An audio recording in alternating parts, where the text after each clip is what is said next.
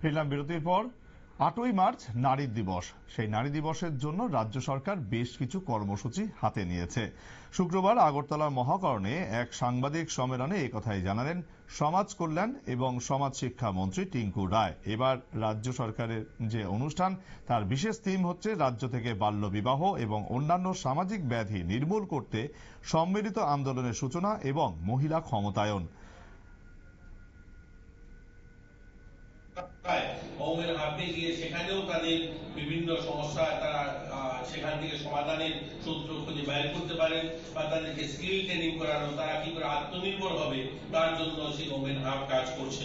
One stop centre আপনারা জানেন, মায়েরা মহিলারা যখনই কোথায় নির্যাতিত হন সেখানে যদি যান ওয়ান স্টপ সেন্টারে, সেখানেও তাদেরকে লিগেল সাপোর্ট বা চিকিৎসার সুবিধা বা তাদেরকে আইনি সহায়তা দেওয়া তার ব্যবস্থা রয়েছে।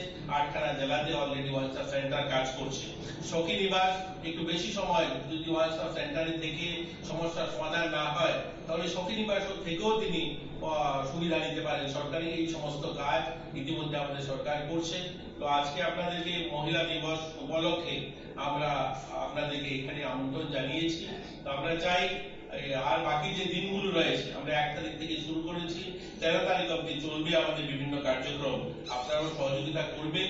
আমরা চাই আমাদের মায়েরা, দিদিরা সবাই আত্মসম্মানের সঙ্গে, স্বাভিমানের সঙ্গে তারা যেন কাজ করার সুযোগ পায়, তারাও যেন স্বাবলম্বী হয়।